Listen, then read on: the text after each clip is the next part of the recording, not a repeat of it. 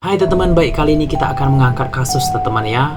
Kasus yang sangat bagus sekali untuk kita angkat teman-teman, biar kita tahu sejarah atau fakta dari kasus ini tersebut teman-teman ya. Ini sudah terangkum juga di dalam buku, kalau memang sahabat Bang Jerry mau membaca lengkap. Sudah terangkum juga di dalam kisah ini Kopassus untuk Indonesia yang ditulis oleh Iwan Sentosa dan Ea Natanegara teman-teman ya. Ini judul kita pada kali ini teman-teman. Cerita mistis Kopassus tersesat ke alam lain, berada di Papua teman-teman ya. Mungkin kita pick back sejenak teman-teman, apa sih Kopassus ini? Kopassus ini komando pasukan khusus teman-teman ya, atau biasa disingkat menjadi Kopassus teman-teman ya. Merupakan bagian dari komando utama tempur yang dimiliki oleh TNI Angkatan Darat teman-teman. Salah satu pasukan elit kita teman-teman. Kok bisa dia tersesat ke alam lain teman-teman ya, yang ditemani oleh 3 makhluk halus yang berada di hutan Papua teman-teman. Seperti apa kisahnya? Ikutin Abang Jerry terus. Let's go. Kisah militer tak selalu diidentik dengan perang teman-teman ya. Tak jarang kisah-kisah mistis terjadi dalam tugas mereka di medan laga teman-teman. Kisah ini terangkum dalam buku Kopassus untuk Indonesia yang ditulis oleh Iwan Sentosa dan Ea Natanegara teman-teman. Kisah ini terangkum kali Silvanus mendapat tugas melakukan penyergapan ke markas OPM. Kita tahu teman-teman, penyergapan ke markas OPM yang dipimpin oleh Kelly Kwalik dan Jayanagus Yogi teman-teman ya. Markas ini berada jauh di dalam hutan. Jarak markas dengan posko tugas Silvanus di Timika adalah 6 hari perjalanan darat melewati hutan belantara teman-teman ya. Untuk melaksanakan tugas ini, Silvanus membawa 9 pasukan khusus teman-teman ya. Berangkat dari Timika membawa khusus terpilih dari Batalion 752 Sorong teman-teman. Mereka mengendap ke dalam hutan perawan di kawasan Timika teman-teman. Awal mula misinya dimulai teman-teman ya. Awal mula pertama nggak ada nggak ada yang aneh-aneh teman-teman. Seperti biasa mendaki gunung yang taktik yang dimiliki oleh tentara kita teman.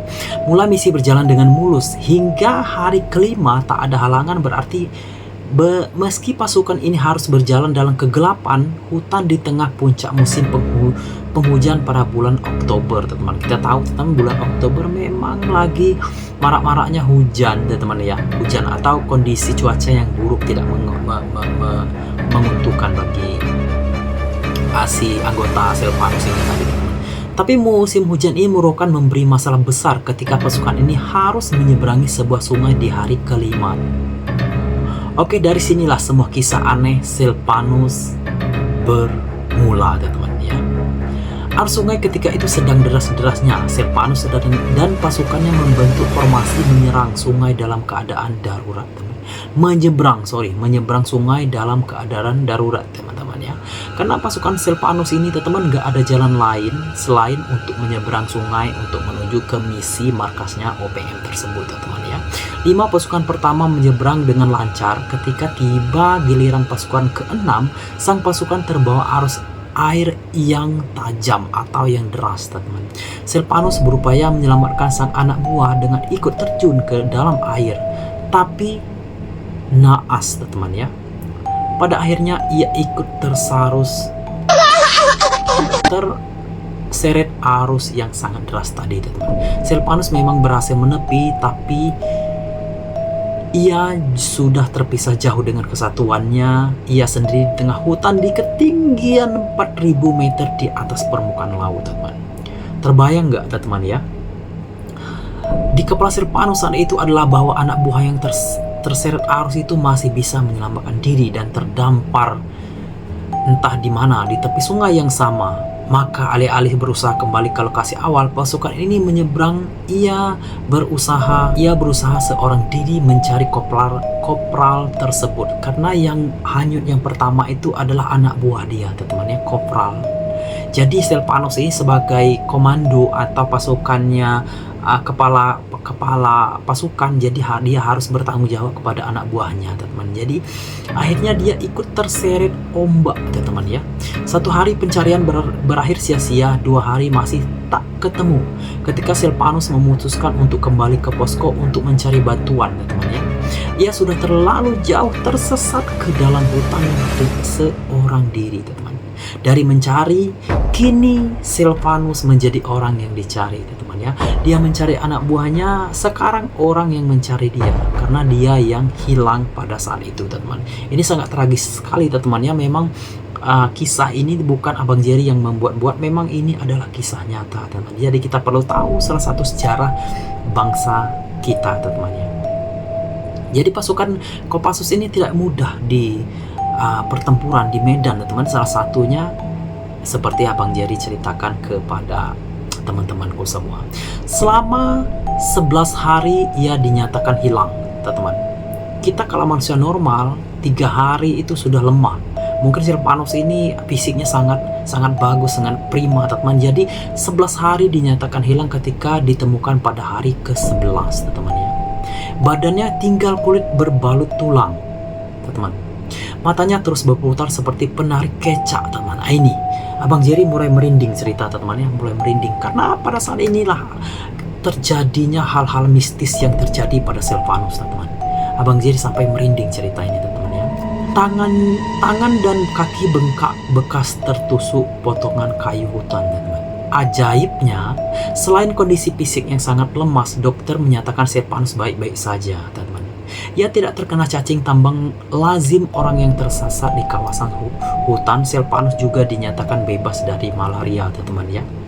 Dia selama 11 hari menghilang, tapi dia dinyatakan dengan kondisi yang sehat, teman-teman ya. Ini bermula kejadian atau cerita mistisnya dimulai, teman-teman ya. Abang Jerry menceritakannya ini merinding, teman-teman ya. Lantas apa yang terjadi selama 11 hari Silvanus menghilang di hutan? Ini kita akan bahas, teman-teman ya, di part ending. Hari awal Silvanus masih bisa bertahan dengan baik. Ia bahkan masih melakukan pencarian anak buahnya selama 2 hari meski terpisah dari kesatuan dan dalam kondisi tanpa bekal sama sekali, teman-teman. Kita tahu Silvanus tadi menyelamatkan anak buahnya di air yang curam, teman-teman. Akhirnya dia ketemu air yang sangat deras sekali, teman-teman. Kalau salah boleh dikoreksi, teman-teman, cerita ini. Di titik ini pelatihan survival saat masuk Kopassus memberi pelajaran sangat penting. Ia bisa mengidentifikasi akar pohon yang bisa dimakan, daun-daun yang beracun dan tidak, ataupun makanan lain yang bisa diambil di tengah hutan belantara, teman-teman. Ini salah satu faktor ilmiah kita, teman-teman, kenapa dia bisa bertahan selama 11 hari. Di kesatuannya waktu pendidikan, dia belajar akar atau pohon yang bisa dimakan di hutan, teman-teman. Tahu pohon ini beracun dan tahu ini segala pohon yang bisa dimakan, teman-teman. Tapi bagaimanapun kondisi fisik manusia tidak mungkin terus bertahan tanpa makanan yang memadai. Apalagi pakaian yang ada hanya yang berbalut di badannya saja. Sepatu perkakas lainnya tinggal bersama kesatuan atau hilang saat ia terseret arus yang sangat deras sekali.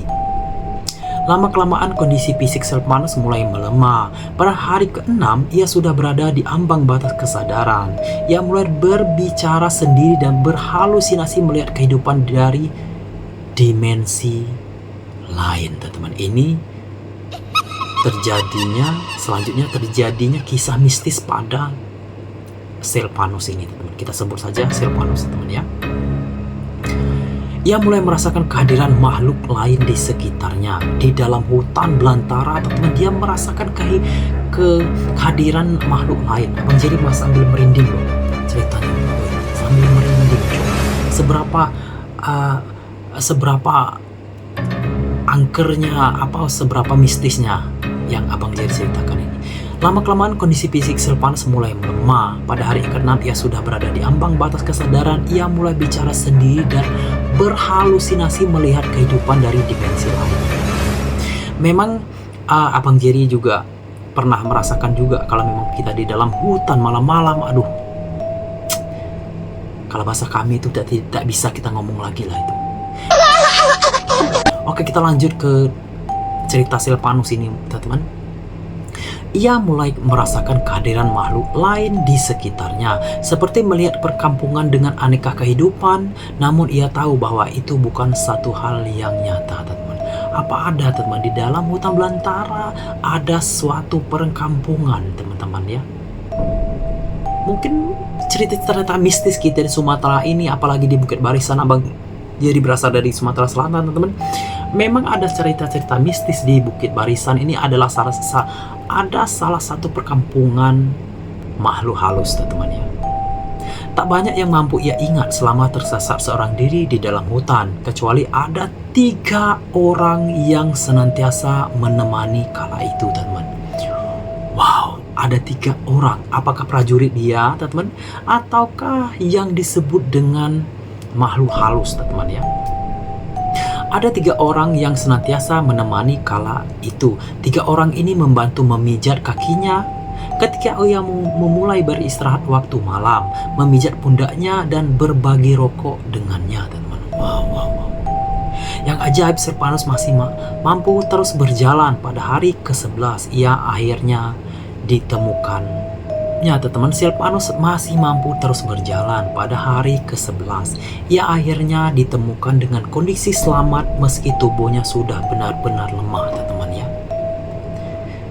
Kondisi fisiknya berangsur membaik setelah menjalani perawatan selama beberapa hari teman-teman. Silvanus selamat dan sempat dimandikan air kembang pukul 12 malam setelah kondisinya membaik. Pertanyaannya gini, kok bisa dimandikan kembang jam 12 malam? Memang adat kita di Indonesia ini teman-teman ya. Rupanya Silvanus pulang itu tidak sendirian teman-teman. Abang jadi sampai merinding menceritai ini. Silvanus pulang membawa 3 orang makhluk halus tertempel di badan Silvanus. Akhirnya orang pintar supaya dimandikan kembang jam 12 malam teman-teman. Dia pulang tidak sendirian teman-teman, membawa 3 makhluk halus kawan dia yang di hutan itu teman-teman ya. Silvanus selamat dan sempat dimandikan air kembang pukul 12 malam setelah kondisinya membaik. Namun teka-teki siapa yang menemani selama di dalam hutan tak pernah terjawab sampai sekarang teman-teman. Wow, ceritanya sangat menarik sekali teman-teman ya. Oke teman-teman, mungkin cukup kita bercerita pada kali ini teman-teman ya, sejarah mistis Kopassus terdampar di hutan Papua teman-teman ya.